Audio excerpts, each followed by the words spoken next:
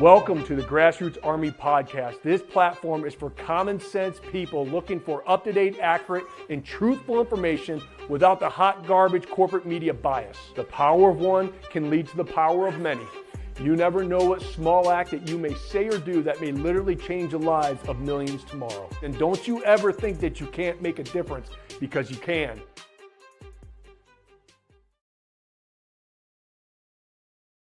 Good morning, my fellow Michiganders. Good morning, my fellow Americans. Welcome to the Grassroots Army Podcast. I am, of course, your host, Garrett Soldano. And holy cow, do I have some hot garbage for all of you here today. I'm going to show a video that was posted on X by our man, our independent journalist, who left corporate media to start his own gig. Dave Bondi posted this video of Mayor David LaGrand out of Grand Rapids, Michigan. Grand Rapids, Michigan, folks, our neck of the woods over here on the west side, says he will not cooperate with federal law enforcement on enforcing immigration law. So before I show you his video, I'm going to talk about one family that probably wishes that illegal immigration was not a thing of the Biden administration. You all remember what happened in the Grand Rapids area? Previously deported illegal immigrant charged with murder of 25-year-old Michigan woman? Yeah, that happened just last year, back in the early part, almost a year ago, okay?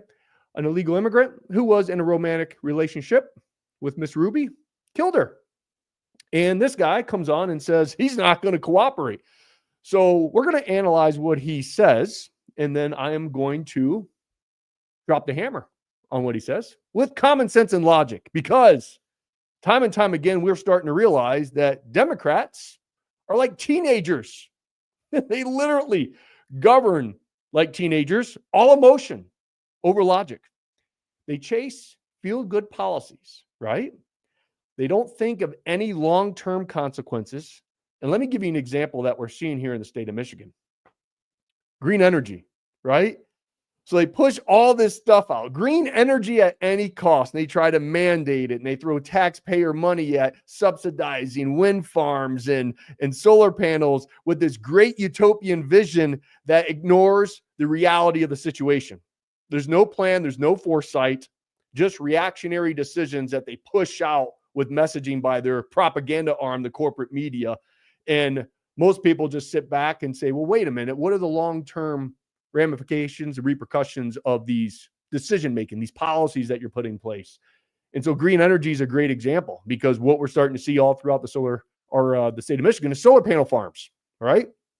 And now the local communities are starting to push back because it's cloudy in Michigan, folks. We're not in the Sahara here. We're not in Florida where they get 300 days of sunshine a year. Even my cameras are solar powered, and I got to charge the batteries. I got to take the batteries out of my cameras, and I got to charge them, right? Because my solar panel is not getting enough light. These are little batteries. And so that is the kind of no foresight that the Democrats use, all emotion, all these feel-good things without any vision. And that's the insanity that we're living in right now. And I said this time and time again, every American, especially every Michigander, we can all agree that we want to leave this place better off than when we came into it. We would love nothing more to make sure that our environment, everything else, but it has to make sense.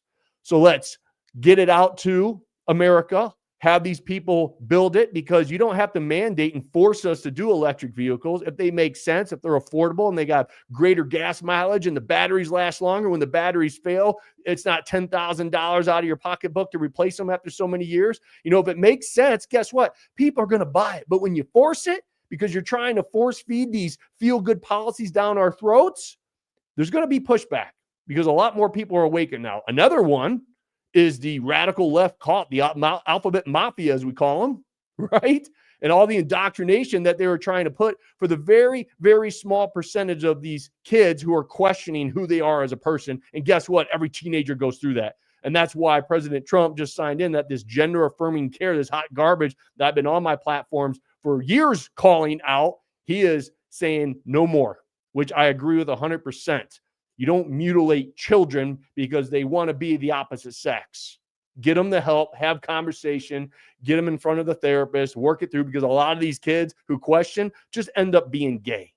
And that's okay. Even the Democrats push out that we're homophobe and transphobe. I don't care, and most Republicans don't care if people are gay. Where we do take a stand is when you mutilate kids, when you have these idiotic woke parents that say, well, my kid's playing with trucks and she's a girl, so she must be a boy. So we're just going to go mutilate her breasts and start her on puberty hormones and everything else and build her a penis, and we're going to call her a boy. And instead of Jenny, she's going to be little Jimmy. Those parents are insane. Insane.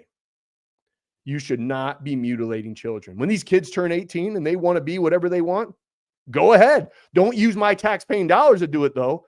If they want to become the opposite sex, cool. If they want to go pee and poop in a litter box, I don't care when they're adults, but you don't get to push this stuff. And again, another example along with this green energy is what the Democrats tried to push in and still continue to push in the public schools, and they're going to lose that battle, especially here in the state of Michigan.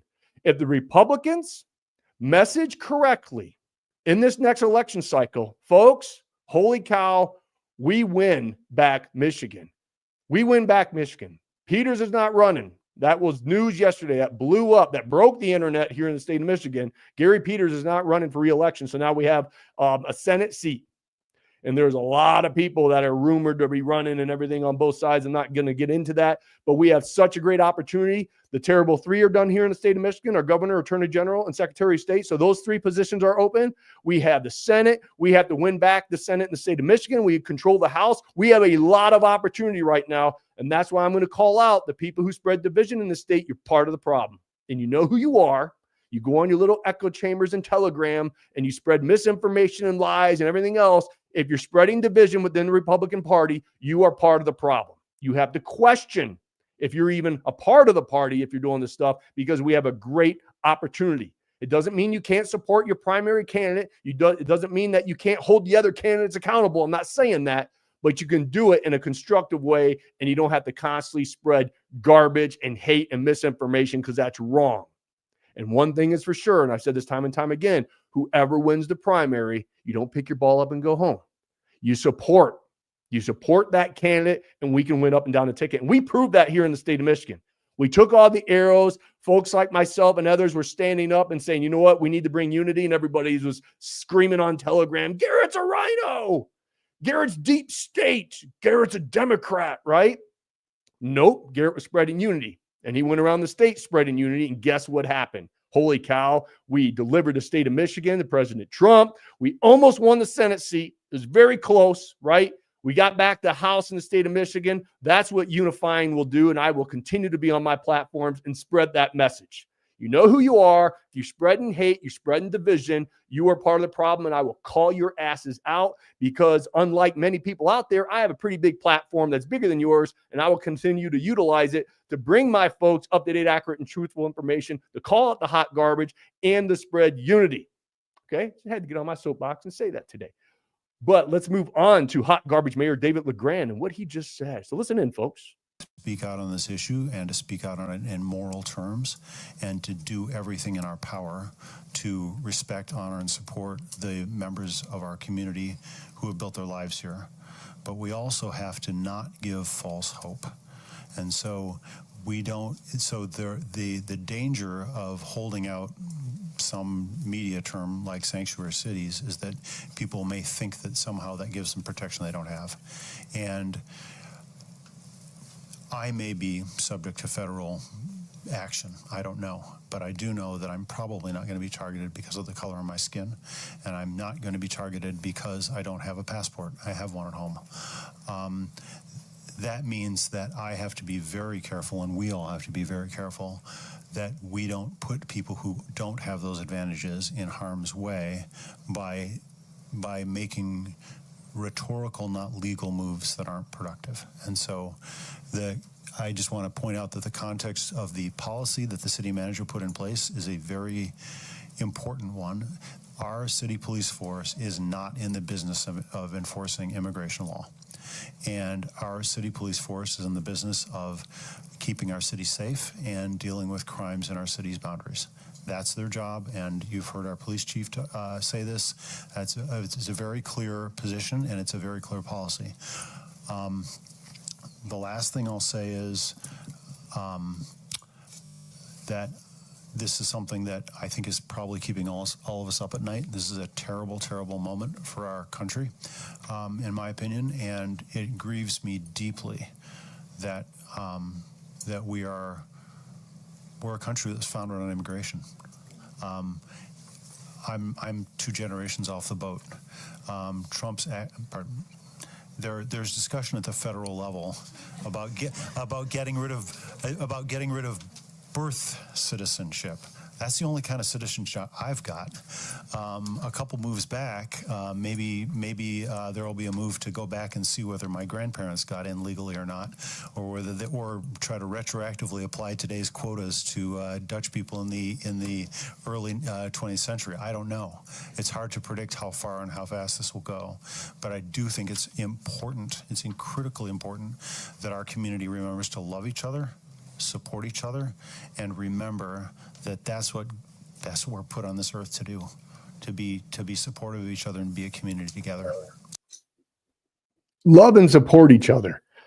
Oh, here's that feel-good policy, folks, right? Mayor LaGrand. All right, so let's talk about some things.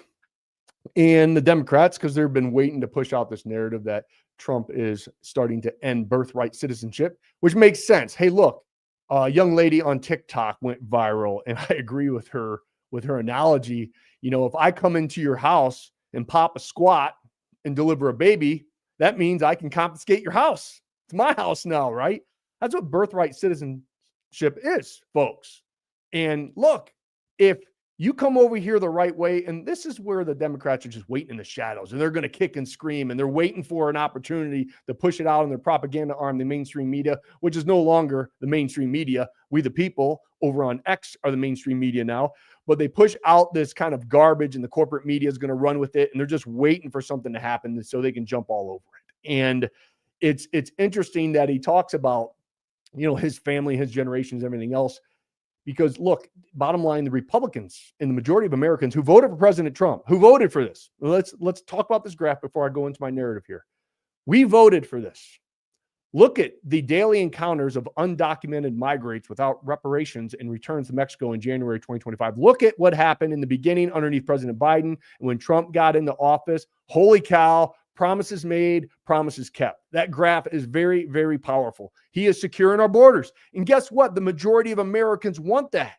Majority of Americans has said, hey, this open border policy that the Democrats were allowing to happen, where millions and millions of people were coming over here legally, we don't want that hot garbage. We like legal immigration, meaning, hey, come through the door, knock on the door. We're going to open the door. We're going to ask you some questions. Number one, are you a criminal? Right? We're going to vet you. And then we're going to see, hey, is there anything that you could do to further our country? Right? We're going to make sure that what you're bringing, some type of skill or work ethic, I don't know, is there something that you're going to do to further our country? And if you do, then you have to go through the process. Now, is the immigration process perfect? No. It's bureaucratic and there's all this red tape. I get all that. We have to make it better. Any system has its flaws, but we have to work together to come up with a common sense system and solution. Some of my friends, close personal friends who have come over here legally are still in the process after years trying to be a legal citizen. They're paying tens of thousands of dollars to do that. And they're frustrated, just like a lot of other legal immigrants in this country who have put the time, who have put the effort, who put the financial commitment to become a U.S. citizen, only to get slapped in the face as Biden and the Democrats with their feel-good policies had open borders and all these people flooded in. And the majority of Americans voted that we do not want them. We're all for legal immigration. Come through the front door, not through the window. Don't dig a hole and come over. Come through the front door and let's have a conversation and see if you're going to be a productive member of society. Mayor LaGrand said that the city police, their primary role was to what? Keeping cities safe. Well, unfortunately, an illegal immigrant, just like I said in the beginning of the show, killed an American citizen, his supposed girlfriend at the time, right? And that just happened a year ago. So allowing these illegal immigrants in to do crime, to rape, to murder, fentanyl that's killed hundreds of thousands of Americans, the child trafficking, we can go on and on and on. So this guy comes out and says, we're not enforcing it. Well, unfortunately, the majority of Americans are going to want this. And when illegal immigrants continue to do crime throughout your city, guess who's going to be held responsible is you. That's just the truth. That's just the truth. So we're going to see how this plays out. That's for sure. But more importantly, moving on and moving forward, holy cow, is this a time to get united here in the state of Michigan? Now, there's going to be lots of Republican candidates running for governor. Actually, there hasn't been a lot, that have, there's rumors of people running for Secretary of State. There's rumors of people running for Attorney General, even governor. There's a couple of people that announced, like Eric Nesbitt and a few other grassroots folks, I think. But there hasn't been a lot of people announcing for all levels of office. I will not be running this cycle. I did make a comment yesterday that if Governor Whitmer was thinking about running for Senate, I may throw my hat in the ring just to face her again. But she came out last night, said she has no interest in the Senate. So that means Garrett will not be running for Senate either. But I put that out there. But there is a lot of people rumored to run for all levels of position. Here's what I would like is run for your skill set. And I said this time and time again. If you have a skill set, run for that position. All right. Do not water down one position because you're dreaming big. And I'm all about dreaming big. I'm a firm believer in you throw a rock at the moon. It's better to throw the rock at the moon and hit the eagle and throw the rock at the eagle and hit the ground. All right. I'm all for that. But even when you're dreaming big, it has to make sense.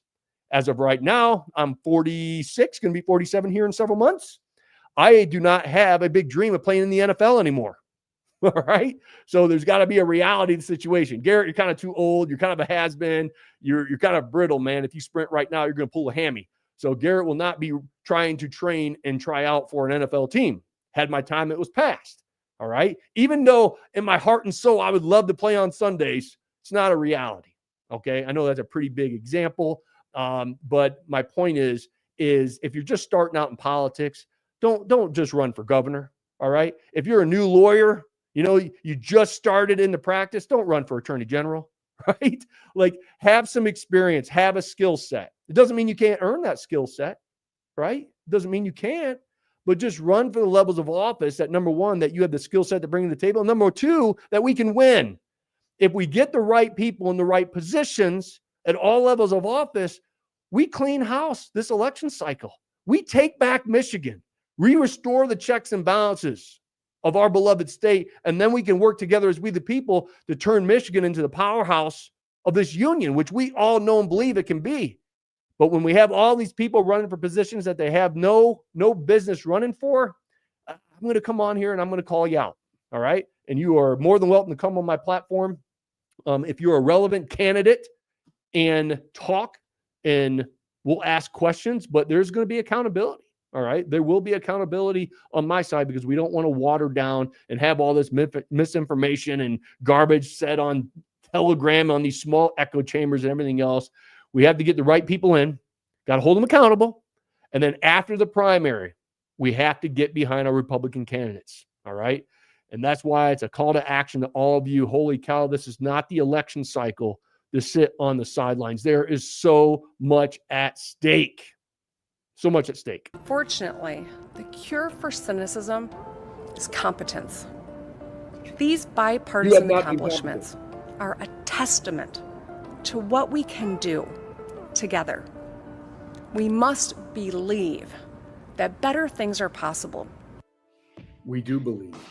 We do believe that things will get better once we retire you. We do believe things will get better once we activate and inspire Michigan's greatest asset, the people.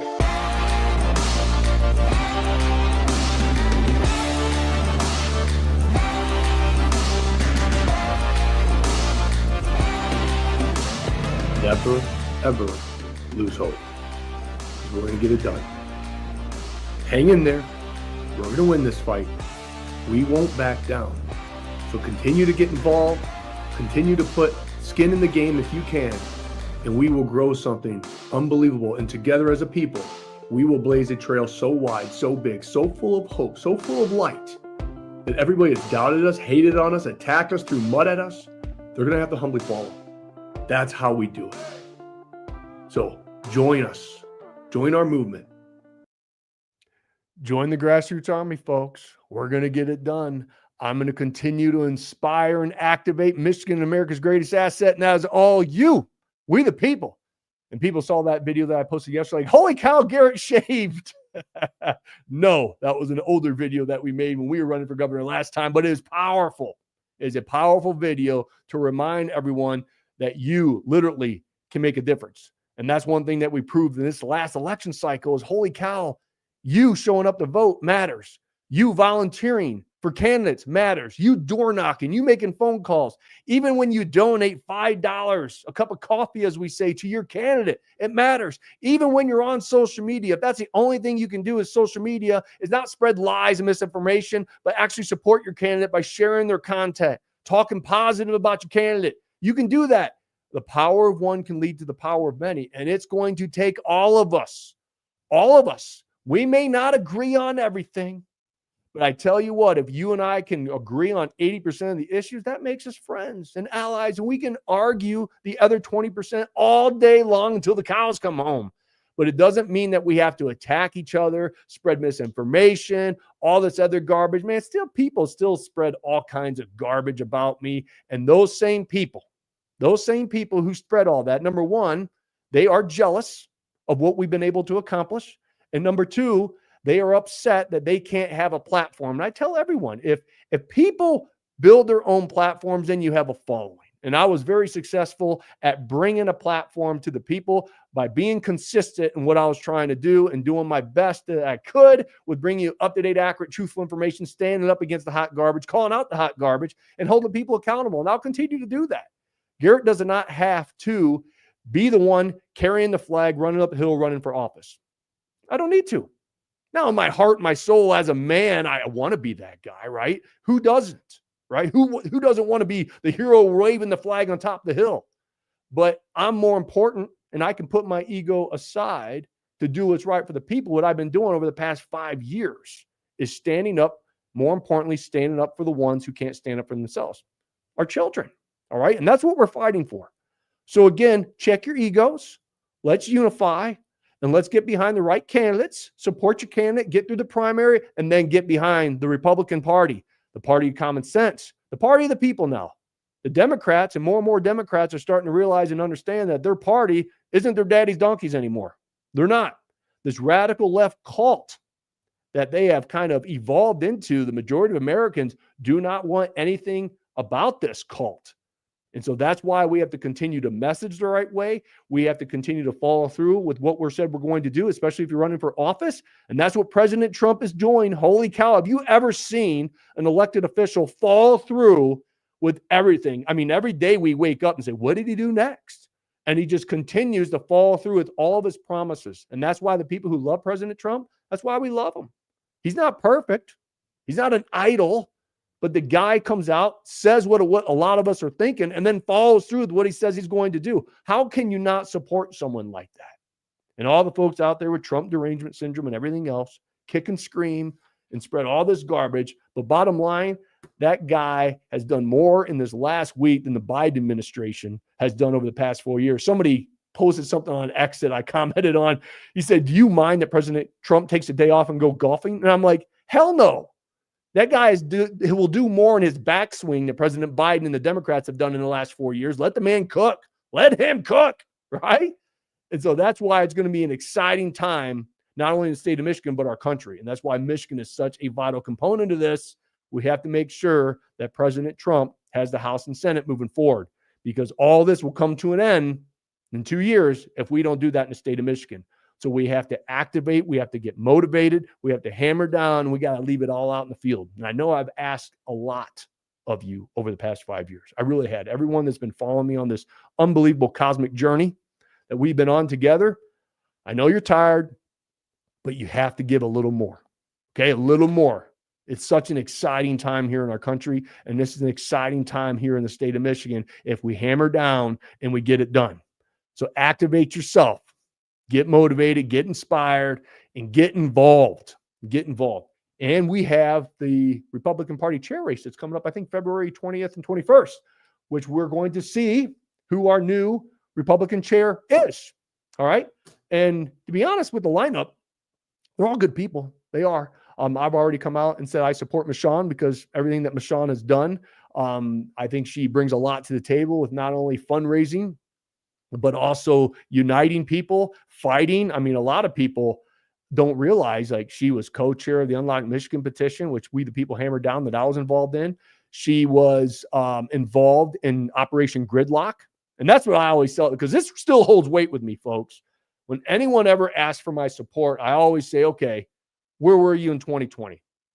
It's not going to be a deal breaker to me, but I want to know if you were involved in standing up against all the unconstitutional lockdowns, the mandates, when they took away our constitutional freedoms, our sacred values, our citizens' rights. Where were you? That's where I'm going to begin this conversation. All right. Did you sit in the sidelines? Were you fearful? Did you buy into it? Which is okay if you did, but we're going to have a conversation about it, because I have to make sure that you're not going to do it again. But number two, if you were involved in this fight from the very beginning with all of us, that's going to hold a lot of weight with me. And Michonne, she was one of the organizers of Operation Gridlock, where tens of thousands, I don't know how many, 10,000 cars, I think it was rumored. Look it up. Operation Gridlock. Michonne was a part of that coalition that put that together to stand up. That holds weight with me. And I've known Michonne and her husband, Matt, for many years. And these people have been fighting nonstop. They really have. And we have another gentleman, Runstead, that's running, state senator. Like, look, but it's rumored, I haven't verified this, but I heard Michonne talk about that. He wants to hold both of his positions, which I just don't think you can. I think you need to stay at one job, do that job. You can't be doing two, because this election is so important. And Scott Greenlee, who has been a consultant for many great Republicans, so I feel if we have a good lineup of folks, I have the person who I support, but you have to get behind the person who you feel, if you're a delegate, who you think is going to represent the party, build an organization, be able to fundraise. Those things are huge. And who has the cojones or vagina to stand up against unconstitutional things. And Michonne has proven time and time again she's willing to do that. So that's why she has my support, even though I'm not a precinct delegate. I have no weight on this whatsoever. But that's just who I'm supporting. Doesn't mean you have to do your due diligence, follow your heart. But whoever that person is, if Scott Greenlee wins, I'll support Scott Greenlee. If Michonne wins, I'm going to support Michonne. We need to get behind the chair, and then we need to get behind the party. That's going to allow us to get behind the right candidates. That's how we take back Michigan. It's all unity, okay? Whoever wins, we get behind. That's what we have to push out now. You don't pick your ball up and go home, all right? Have a great day. Get after it. God bless you. God bless the state of Michigan. Of course, and always, God bless these United States. Until next time.